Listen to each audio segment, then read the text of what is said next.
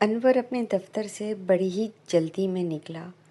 اسے گھر سے فون آیا تھا کہ اس کی بیوی زینت کی طبیعت خراب ہو گئی ہے اور وہ ہسپتال میں ہے۔ دراصل اس کی بیوی امید سے تھی اور اسے ہسپتال لے جایا گیا تھا۔ وہ بھی دفتر سے نکل کر سیدھا ہسپتال جا رہا تھا۔ اس کی خواہش تھی کہ اس کے یہاں لڑکے کی پیدائش ہو تاکہ وہ اس کا بازو بن سکے۔ وہ راستے بھر زینت کی خیریت اور نرینہ اولاد کی دعائیں کرتا ہوا جا رہا تھا۔ ہسپتال آ چکا تھا۔ وہ فوراً ہسپتال کے اندر داخل ہوا۔ وہاں جا کر اسے معلوم ہوا کہ اس کی بیوی کو آپریشن تھیٹر لے جایا گیا ہے۔ وہ بے چینی کے عالم میں آپریشن تھیٹر کے باہر آپریشن ہونے کا انتظار کرنے لگا۔ آدھے گھنٹے بعد ڈاکٹر شمائلہ نے اسے طلب کیا۔ وہ فوراً اس کے پاس پہنچا۔ ڈاکٹر شمائلہ بولی، آپ زینت کے شوہر ہیں؟ جی ڈاکٹر صاحبہ، میں زینت کا شوہر ہوں۔ دیکھیے انور صاحب، آپ کی بیوی بالکل ٹھیک نہیں ہے۔ بس آپ کو یہ بتانا ہے کہ آپ کی بیوی سے جو بچہ پیدا ہوا ہے وہ نہ لڑکی ہے اور نہ ہی لڑکا۔ یہ سن کر اس کے پاؤں تلے سے زمین نکل گئی۔ کیا کہہ رہی ہیں ڈاکٹر صاحبہ؟ آپ کہنا کیا چاہتی ہیں؟ اس کی آواز کہیں دور سے سنائی دے رہی تھی۔ وہ بولی، صاف لفظوں میں یہ ہے کہ آپ کے یہاں خواجہ سرا جیسے عام زبان میں ہجڑا کہا جاتا ہے، اس کی پیدائش ہوئی ہے۔ دیکھیں، یہ سب اللہ کی طرف سے ہوتا ہے، اس میں کسی کا کوئی عمل دخل نہیں ہوتا۔ آپ ہمت سے کام لیں۔ تھوڑی دیر بعد ہم مریض کو وارڈ میں شفٹ کر دیں گے، پھر آپ اپنے مریض سے مل سکتے ہیں۔ یہ کہہ کر وہ جا چکی تھی، جبکہ انور فضاؤں میں بس گھورتا ہی رہ گیا۔ زینت ہسپتال سے گھر آ چکی تھی، پر ان دونوں کے چہرے خوشی سے خالی تھے۔ انہیں تو بس یہ نظر آ رہا تھا کہ محلے رشتہ داروں کا سامنا کیسے کیا جائے گا۔ آخر وہ یہ بات کب تک چھپاتے رہیں گے؟ کبھی نہ کبھی تو اس بات کا سب کو علم ہو ہی جائے گا، اور وہی ہوا۔ سب کو یہ بات معلوم ہو گئی۔ دبے لفظوں میں دونوں میاں بیوی کو کافی سننے کو ملتی رہتی، جنہیں سن کر وہ صرف صبر کا گھونٹ ہی پی کر رہ جاتے۔ نہ جانے لوگ یہ کیوں بھول جاتے ہیں کہ یہ بھی تو اللہ کی پیدا کی ہوئی مخلوق ہے۔ اس کی قدرت کی نشانیوں میں سے ایک نشانی ہے کہ وہ ہر چیز پر قادر ہے۔ اس کا نام انہوں نے نسیم رکھا تھا۔ نسیم ایسا نام ہے جو لڑکے کا بھی رکھا جاتا ہے اور لڑکیوں کا بھی۔ وقت یوں ہی گزرتا رہا۔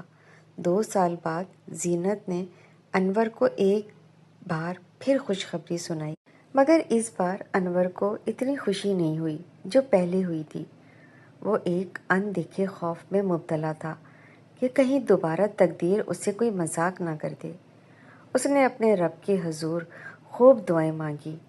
آخر اس کی دعائیں رنگ لے آئیں اور اس کے یہاں ایک لڑکے نے جنم لیا۔ اس کے قدم جیسے زمین پر ٹک ہی نہیں رہے تھے۔ اس نے خوب مٹھائیاں بانٹی۔ انہوں نے اس کا نام جلال رکھا، اور اب ان کی ساری محبتیں صرف جلال کے لیے تھیں۔ نسیم کا وجود جیسے ان لوگوں کے لیے بے معنی ہو چکا تھا۔ نسیم 14 سال کی ہو گئی تھی۔ اسے پڑھنے کا بہت شوق تھا۔ وہ جلال کو اسکول جاتا دیکھتی تو اس کا بھی دل کرتا کہ وہ بھی اسکول جائے۔ اسکول جانا تو دور کی بات، اسے تو گھر سے باہر جانے کی بھی اجازت نہیں تھی۔ وہ گھر میں ایک طرح سے قید ہو کر رہ گئی تھی۔ اسے گھر میں قید ہونا تو منظور تھا، پر اسے تو ہر دم دھتکارا ہی جاتا تھا۔ اسے نظر انداز کیا جاتا تھا۔ باپ تو باپ، اس کی ماں بھی نہ جانے کیسی تھی، وہ بھی اسے نظر انداز ہی کرتی تھی۔ ان سب باتوں کو دیکھتے ہوئے آخر اس نے فیصلہ کیا کہ وہ گھر چھوڑ دے گی۔ یہ ایک بہت ہی مشکل فیصلہ تھا، مگر اس نے یہ کر لیا۔ اس نے یہ بات اپنے والدین کو بتائی۔ وہ سوچ رہی تھی کہ شاید اسے روکا جائے گا، پر ایسا نہیں ہوا۔ اس باپ کے الفاظ اس کے کانوں میں ایک بم کی طرح پھٹے۔ جب اس نے کہا کہ میں گھر چھوڑ کر جانا چاہتی ہوں، تو انور بولا، فوراً دفع ہو جاؤ۔ اس نے اپنی ماں کی طرف دیکھا تو اس کی ماں نے اپنا چہرہ دوسری طرف کر لیا۔ اسے اپنی ماں سے یہ بالکل امید نہ تھی۔ 2 آنسو اس کی آنکھوں سے نکلے اور اس کے گالوں کو چھوتے ہوئے نیچے گر گئے، اور پھر وہ بوجھل قدموں سے اپنے گھر سے باہر آ گئی۔ اب اس کا گھر یہ زمین اور چھت آسمان تھے۔ وہ چلے جا رہی تھی ایک نامعلوم منزل کی طرف۔ وہ چلتے چلتے نہ جانے کہاں پہنچ گئی تھی، اسے خود بھی معلوم نہیں تھا۔ رات ہو چکی تھی، اس کے قدم تھکن سے چور ہو گئے تھے، اس کے آنسو خشک ہو چکے تھے۔ آخر ایک جگہ وہ تھک کر بیٹھ گئی۔ کچھ دیر وہ یوں ہی چاند کو دیکھتی رہی، جو شاید اس کی بے بسی پر مسکرا رہا تھا۔ اس نے اپنا سر اپنے گھٹنوں کے درمیان رکھا اور آنکھیں بند کر لیں۔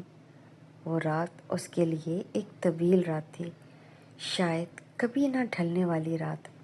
اس کی سسکیوں کی آوازیں اس خاموش رات میں چیخ رہی تھیں، پر شاید یہ چیخ ایک بے آواز تھی جو سوائے اس کے اور کوئی نہیں سن سکتا تھا۔ پھر اسے نہ جانے کب نیند آئی، اسے معلوم ہی نہیں چلا۔ صبح کا سورج طلوع ہو چکا تھا۔ اچانک ایک ریل گاڑی کی آواز پر اس کی آنکھ کھل گئی۔ قریب ہی کہیں ریلوے اسٹیشن تھا۔ اسے شدید بھوک لگ رہی تھی۔ اس نے اپنی جیب میں ہاتھ ڈالا تو اس کی جیب میں 30 روپے تھے، جو نہ جانے کب سے اس کی جیب میں پڑے تھے۔ پھر اس نے ان پیسوں سے کچھ بسکٹ خریدے اور اپنے پیٹ کا ایندھن بھر لیا۔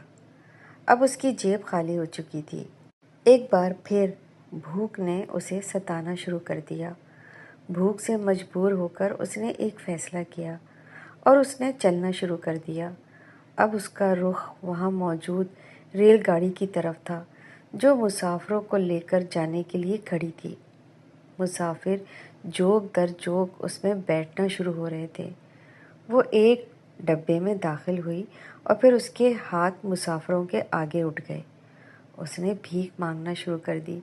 باہر سے وہ بظاہر ایک مضبوط نظر آ رہی تھی، پر اندر سے اس کا وجود کانپ رہا تھا۔ پہلی بار ہاتھ پھیلائے ہوئے اس نے اپنی آنکھیں بند کر لی تھی، پر آنکھیں بند کرنے سے مصیبتیں ٹل تو نہیں جاتی۔ اس نے آنکھیں کھولی اور ہر مسافر کے آگے ہاتھ پھیلانے لگی۔ دن بھر ہاتھ پھیلانے سے اسے اتنی رقم جمع ہو گئی تھی کہ وہ 2 وقت کی روٹی کھا سکے۔ رات ہو چکی تھی، وہ واپس اپنے ٹھکانے لوٹ آئی۔ اب پھر رات کی خاموشی تھی، اور وہ تھی اور اس کی خاموش سسکیاں۔ دن یوں ہی گزرنے لگے۔ ایک دن وہ یوں ہی بھیک مانگ رہی تھی کہ اچانک کسی نے اس کے کندھے پر ہاتھ رکھا۔ اس نے پلٹ کر دیکھا تو اسے اپنے ہی جنس کا انسان نظر آیا۔ وہ بھی ایک ہجڑا تھی۔ وہ نسیم سے مخاطب ہوا، لگتا ہے گھر سے تازہ تازہ دھتکاری گئی ہو۔ آپ کون ہو؟ اس نے ڈرتے ڈرتے پوچھا۔ اس نے کہا، مجھے ریشما کہتے ہیں۔ اگر ریشما سے ریش نکال لیا جائے تو ماں رہ جاتا ہے۔ تم مجھے ماں سمجھ سکتی ہو۔ آؤ میرے ساتھ، یہ دنیا ہم لوگوں کے لیے نہیں ہے، ہماری دنیا تو کوئی اور ہی ہے۔ آؤ ہم اپنی دنیا میں چلتے ہیں۔ یہ کہہ کر اس نے نسیم کا ہاتھ پکڑا اور ایک طرف کو چل دی۔ وہ ایک بڑا سا مکان تھا جہاں سب اسی جیسے لوگ تھے۔ اسی گھر میں داخل ہوتا دیکھ کر سب کے چہرے خوشی سے جھوم اٹھے۔ ہر کوئی اپنے اپنے انداز سے اس کی بلائیں لینے لگا۔ چاروں طرف سے اس پر محبتوں کے پھول نچھاور ہونے لگے، جس کے لیے وہ برسوں سے ترس رہی تھی۔ وہ سوچنے لگی، جو اپنے تھے وہ بھی اپنے نہ بن سکے، اور جو غیر ہیں وہ تو اپنوں سے بھی بڑھ کر نکلے۔ اسے سب سے ملایا گیا، سب اس کے آنے سے بہت خوش تھے۔ ایک تو وہ کم عمر بھی تھی اور خوبصورت بھی۔ آج اس نے پیٹ بھر کر کھانا کھایا اور آج کی رات وہ بہت پرسکون سوئی۔ صبح کا سورج اس کے لیے ایک نیا سورج بن کر طلوع ہوا تھا۔ اب اس کو اپنے فن سے روشناس کرانے کے لیے اسے ٹریننگ دینے جانے لگی۔ سب سے پہلے اسے تالی بجانا سکھایا گیا۔ یہ تالی جیسے ان کی پہچان تھی۔ چند دنوں میں ہی اس نے تالی بجانا سیکھ لی تھی۔ ناچ بھی اس نے سیکھ لیا تھا۔ اب وہ مکمل طور پر ان میں رنگ بس گئی تھی۔ اس نے ریشما سے خواہش ظاہر کی کہ وہ پڑھنا چاہتی ہے۔ ریشما نے پہلے اسے حیرت سے دیکھا، پھر بولی، ارے پڑھ لکھ کر کیا کرے گی؟ کیا کمشنر لگنا ہے؟ وہ بولی، نہیں ماں، مجھے کمشنر تو نہیں بننا ہے، بس تعلیم میرا شوق ہے، میں اپنا شوق پورا کرنا چاہتی ہوں۔ ریشما نے کچھ دیر تو سوچا، پھر بولی، ٹھیک ہے، جیسا تو چاہے۔ یہ سن کر وہ جھوم اٹھی اور خوشی سے ریشما کے گلے لگ گئی۔ وہ اپنی برادری والوں کے ساتھ کام پر نکلتی اور شام میں پڑھائی کرتی۔ اس نے اپنے کام کے ساتھ ساتھ بہت جلد جیسے تیسے کر کے اپنی پڑھائی مکمل کر لی۔ اس نے گریجویشن کر لی تھی۔ پہلی دفعہ ان کی برادری میں کسی نے اتنی تعلیم مکمل کی تھی۔ اس کی تعلیم دیکھتے ہوئے ریشما نے کسی سے کہہ کر اسے سرکاری نوکری کا کہہ دیا۔ اسے یقین تو نہیں تھا کہ اسے نوکری مل جائے گی، پر خوش قسمتی سے اسے نوکری مل ہی گئی۔ اسے ایک فلاحی ادارے میں نوکری ملی تھی۔ وہ دل جمی کے ساتھ اپنے کام میں لگ گئی۔ بہت جلد ہی اس نے ترقی کر لی اور آفیسر کے عہدے تک پہنچ گئی۔ پھر وہ ایک دفعہ سرکاری دورے پر ایک اولڈ ایج ہاؤس معائنے کے لیے گئی۔ وہاں وہ بوڑھے والدین کو دیکھ کر حیران رہ گئی، جنہوں نے جن بچوں کو بڑے ناز و انداز میں پال کر کسی قابل کیا تھا، وہی ان کو یہاں چھوڑ کر انہیں بھول گئے تھے۔ پھر اچانک اس کی نظر ایک بوڑھے شخص پر گئی جو ویل چیئر پر سر جھکائے بیٹھا تھا۔ وہ اس کے قریب گئی، اسے سلام کیا۔ اس بوڑھے شخص نے جیسے ہی گردن اٹھا کر دیکھا تو اسے دیکھ کر وہ حیران رہ گئی اور اس کی آنکھیں پھٹی کی پھٹی رہ گئیں۔ ان پھٹی نظروں سے اسے دیکھنے لگی، کیونکہ وہ کوئی اور نہیں، اس کا اپنا باپ انور تھا۔ وہ اپنے باپ کو پہچان چکی تھی۔ اسے اس کی طبیعت کچھ خراب لگ رہی تھی۔ اس نے فوراً ہی اسے ہسپتال داخل کروایا۔ اس کی دیکھ بھال کے لیے ایک نرس بھی رکھوا دی۔ وہ صبح شام ان کی عیادت کرنے آتی۔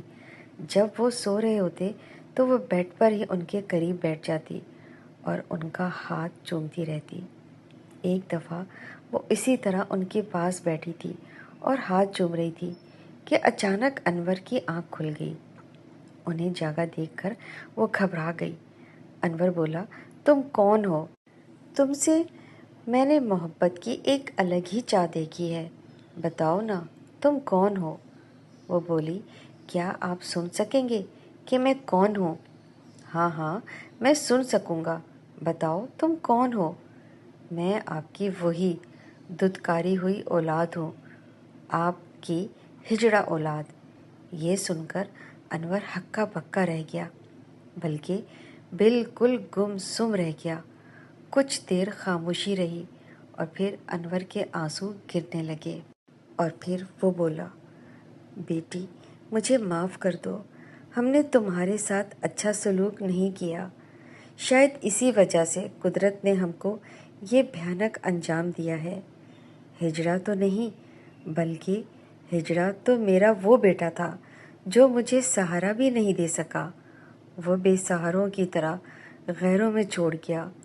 ہاں، ہجڑے وہ لوگ ہوتے ہیں جو اپنے بوڑھے والدین کو بوجھ سمجھ کر ایسے اداروں میں جمع کرا دیتے ہیں۔ ہاں، ہجڑا ایسے ہی لوگ ہوتے ہیں۔ یہ کہہ کر انور نے اسے سینے سے لگا لیا اور بہت پیار کیا۔ امید کرتی ہوں میری آج کی یہ سچی کہانی آپ لوگوں کو پسند آئی ہوگی۔ ویڈیو کو لائک کر دیں اور شیئر کر دیں اور ایک حوصلہ افزائی کا اچھا سا کمنٹ کر دیں۔